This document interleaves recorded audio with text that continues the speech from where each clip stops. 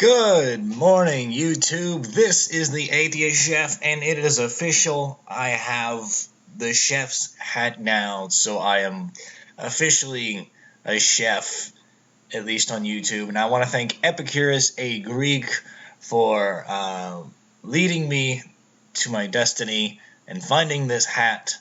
I think I'm going to get like the atheist symbol in something put right here. Somebody's going to need to give me that word. Anyways, I want to start off this video. This is a response to G-Man's recent video, Atheist Deception. And I apologize, everybody. I know this is... it feels like we've said this dozens of times, and hopefully I can maybe make it clearer or something. I don't know. But I'm just going to give it a shot anyways. I'm just looking for any excuse so I can actually show off that hat, so sue me. Alright guys, let's begin. Hey, look at me. I'm naked, and I'm wearing a hat that says I love Jesus. There's some words on here. I don't know what they're saying. See this Bible right here? I beat up a hooker up with this once. Dear Lord, show me how to use something else besides Wondershare. Amen. Okay, so I was just having a little bit of fun with G-Man's title, but I promise everything from now on is going to be a lot more mature. Maybe. Guys, before Jesus Christ was crucified, before Jesus Christ was betrayed by Judas Iscariot, before he rose from the dead, before he sat at the right hand of the Father in heaven, Jesus said, "Let no man deceive you." There were going to be false prophets, there was going to be false Christ, and there was going to be false teachers. There were going to be false brethren.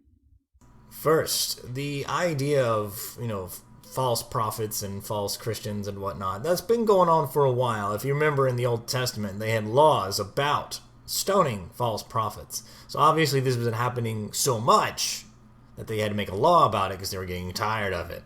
And secondly, a false prophet going around saying, watch out for false prophets and false Christians, is obviously something to take the people off the trail that he could be a false prophet.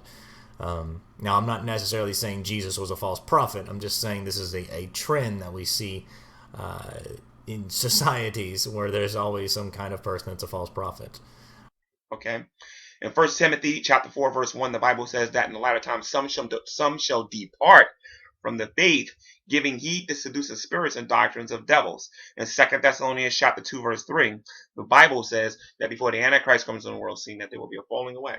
Guys, this is just going to be a regular thing. We're going to see people leaving Christianity for different belief systems, and they will abandon their faith for Christ. They will abandon their faith from Christ because they have been deceived. Much like the false prophet prophecies, we see from the very beginning, the earliest centuries of Christianity, we can see where people were falling away, as there was so many different sects of Christianity forming, or Judaism / Christianity. There were the Arians, the people that believed in Docetism, the Gnostics, there was the Ebionites, the Marcionites. I mean, all sorts of sects forming on in the early centuries of Christianity, and it's much easier when there's or I guess then of course more the Orthodox churches as well, which is the one that eventually won overall. And it's so easy for anybody that believes in a particular sect or follow a particular doctrine that says, oh, look at all these people they once believed, but now they believe into something else. I mean, this has been happening since like the very beginning. So if that's the sign for Christ's return, then it should have happened a long time ago. And let me tell you some of the things that they're deceiving you guys about. Number one, their very definition for their atheism. Okay, they claim they have a lack of a belief in a god or gods. If guys, just make it very quick for you. If you guys really had a lack of a belief in a god or a gods, you wouldn't be talking about him so much. I've been watching your videos, and you have been talking about God a lot. You've been talking about God a lot. If you have a lack of a belief in a god or a god, you guys talk about him more than I do. I've been watching your videos, G-Man, and you've been talking about atheists a lot. I mean, you're talking about them a lot. I mean, if you have a lack of belief in atheists, then you're talking about atheists more than I do. I have a lack of a belief. No, I don't believe in Santa Claus. I don't believe in the Tooth Fairy. I don't believe in unicorns. I don't believe in the city of Atlantis. Okay? I don't believe in Obelisk the Tormentor. Okay?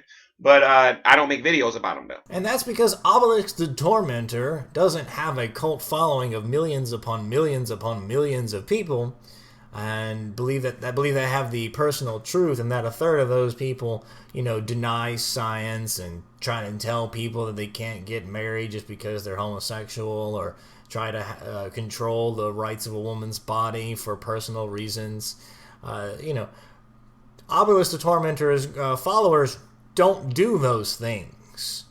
But because the Christian gods people tend to, or a certain percentage of them do, then we have to step in and call out some of the bullshit. The second thing that you need to watch out for atheists is that the fact that they don't respect this. They consider this a book of fairy tales. They consider this book a book of fairy tales. There's no actual factual information in it. There's no good that's in the Bible. Strawman, we actually do accept some of the things that is said in the Bible, because there were actually cultures and different civilizations that existed at the time. We've actually, archaeologists have used some of the writings to help establish certain kingdoms and civilizations where they occurred. We actually have some of those things. Some of those things are factual. Not all of it, of course, but some of those things. Secondly, we do accept that there are good things in the Bible. For example, many of Jesus' statements and stories and parables were good parables, and they were beneficial to a lot of people, and they preach good moral messages. However, many atheists will say that he learned those things from philosophers before their time, before Jesus' time, but it's neither here nor there. So that's a straw man. It's just a book of fairy tales. Okay. The only problem with that is, guys, is that when they come into our rooms and we actually talk to them about this and we ask them to prove that these things are fairy tales, they can't do it.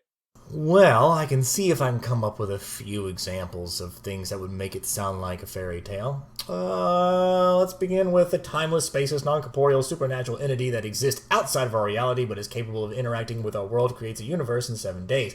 Man made from dust, woman from a rib, talking snake, magic fruit, magic garden that seems to not exist anymore, cherubims, which are lions or bulls with eagle wings and a human face, giant flaming swords used to guard the Garden of Eden, worldwide flood that defies all evidence and scientific understanding, woman turned into a pillar of salt, satyr, which is a half man, half goat, cockatrices, which are half rooster, half snake that can turn people into stone by staring at them, man lived inside of a whale or a giant fish for 3 days, dragons, witches, giants produced as the offspring of supernatural, non-corporeal beings having sex with women that defies the square cube law, leviathans, dragons, talking donkeys, super strong Superman-like figure, able to destroy buildings, lifting incredibly heavy things, tying 3,000 foxes together, lights their tails on fire and sent to burn out a field, brought down because of his hair being cut, zombies, the 10 plagues, sticks turning back and forth into snakes, parting over the Red Sea, God summoning 2 bears to maul 42 youths, man being swept up in the winds and hauled off into heaven, magic robe that allowed her miraculous abilities, Elijah and Elisha, thousands and thousands of skeletons turning into flesh and blood warriors for the sake of an army, Son of God coming down to earth and performing miracles, healing and raising of the dead, same Son of God raising from the dead himself and descending into heaven, falling stars from heaven, giant hornets with teeth like lions, breastplates of iron,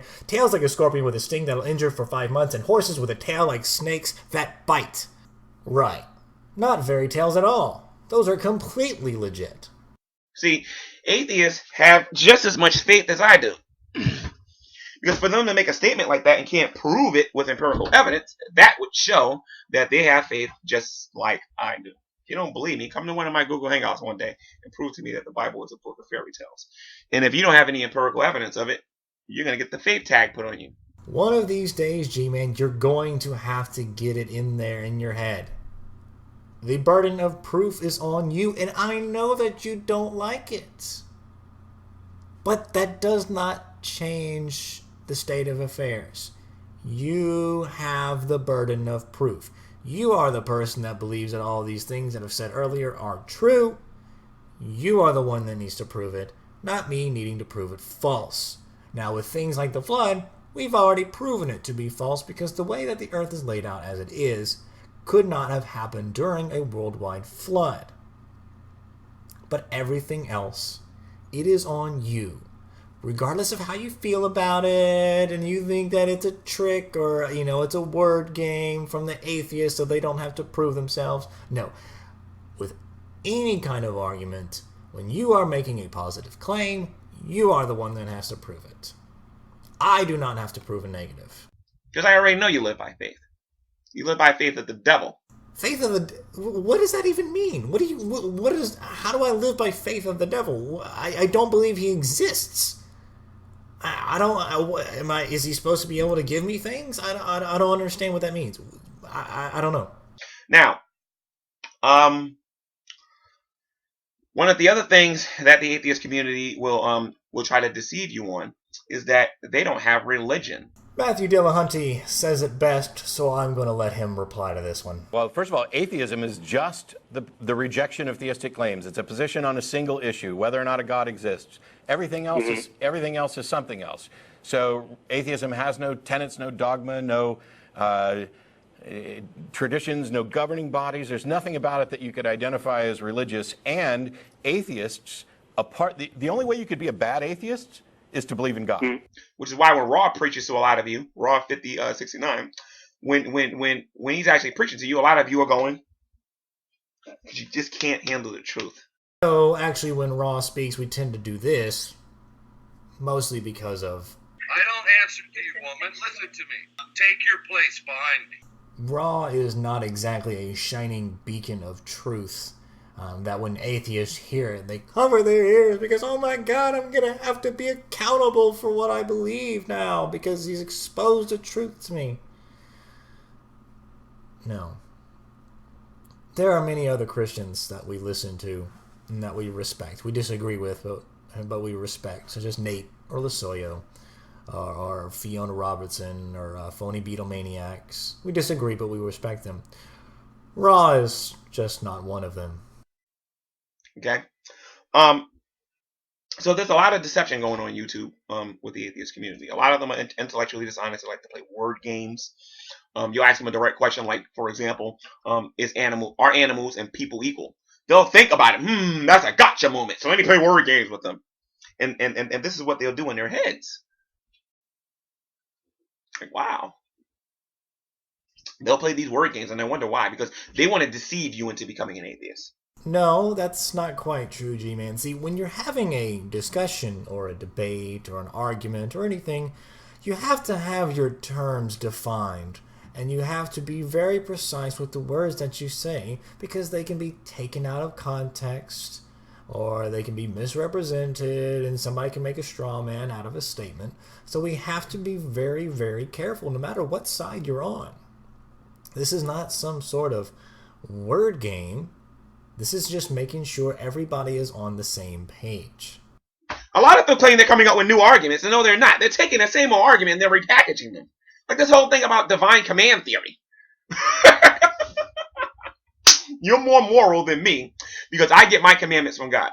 Once again, G-Man, this is not about if we are more moral than you. We are telling you that you're not being a moral agent if you are simply following orders. In order to be a moral agent, you have to actually be using your reasoning and critical thinking skills to determine if something is a moral thing or not. If you are blindly following orders, you're not being moral, you're not being immoral, you're being amoral. Now, if the atheist community could think for themselves, don't you guys think that they could actually pick this up, not be afraid to read the information in this book of fairy tales? As someone that was a Christian/believer for 15 plus years, that is now on their third read-through of the Bible, I have no problem with picking up a Bible and continuing to read it. I still do. It was also the Bible, though, that led me to being an atheist that I am now. So to act as if all atheists are just afraid to pick up the Bible, and when they read it, they just get scared and they just can't handle it. No. Don't be deceived. A lot of these atheists are miserable. Okay? A lot of these atheists, some of them are depressed. Here's the deal with atheism and depression. It's not just because, like, oh my God, there's no God, so life is depressing, it's meaningless, there's nothing to this. I don't doubt that it's happened before. But mostly now it just comes down to society. We're the least trusted group of people. We are actually trusted less than Muslim terrorists, according to many surveys. We're not allowed to, basically tell about our religious beliefs in many places, such as myself here in the Bible Belt. Well, I guess Louisiana is part of the Bible Belt. Well, it's really religious for sure, like number 3. I can't tell people about my atheism at work because I could lose my job because all of my coworkers are all believers, and so are my bosses. I know a handful of people outside of my family that I've actually known about my atheism, So, yes, it's actually kind of depressing. It's very similar to when homosexuals have to hide their homosexuality because they're not accepted yet fully into society. It's depressing. But let's talk about Christians, shall we? I mean, if God and Christianity and the religion is what keeps people from being depressed, then why are there so many Christians that go through depression? I mean, if that's the case, then, every atheist should be depressed. And every Christian should be not depressed. But we don't see that, do we? We see kind of degrees of both on both sides. So, obviously, the lack of belief in God is not what makes us depressed. A lot of them are in a very dark place. And a lot of them, some of them who aren't there yet are going to have to own the idea one day. They're going to have to own the idea one day that they believe in nothing. They believe in absolutely nothing. Wrong, wrong, wrong, wrong. Wrong, wrong, wrong, wrong. They're slaves to doubt. That's all that can come out their mouth is doubt. Actually, we mostly just say, prove it, as opposed to just, taking you at your word. They don't offer you anything in the way of, like, okay, let's say, for example, the purpose of man, right? Okay. My purpose is to share Jesus Christ with a dying world. What's your purpose? I see now that the circumstances of one's birth are irrelevant. It is what you do with the gift of life that determines who you are. Atheists are the most mistrusted group in the world. Not just in the United States, in the world. That's why some of them got to hide their faces when they're on YouTube. That's why a lot of them can't even show their face on there. They just show a little picture there because they want to badmouth God and be able to walk around in society. We hide behind masks and icons and lies to protect ourselves because so many Christians just show us so much love and acceptance for our disbelief or non-belief. And, I've seen firsthand what can happen from Christians that find out somebody's an atheist: vandalized property, damage to homes, damage to the cars, kids being isolated at school, all kinds of good fun things that Christians have been known to do. Like I said before, I could lose my job for being an atheist because the people that run the place are believers. Maybe if Christians could step out a little bit more, be a little bit friendlier to atheists, and we could come out of our shells a little bit, you would probably get to see that there's a lot more to the person than their non-belief. You get to see that we're good people, and maybe we would be more trusted. That you have to use logic and reasoning to come to your conclusions instead of just using something called good old common sense.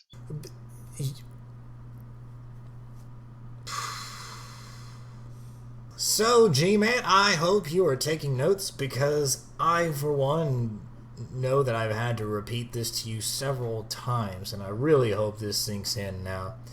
Anyways, this is the Atheist Chef, Chef Hat. Thank you, Epicurus A. Greek, once again. Signing off. Peace.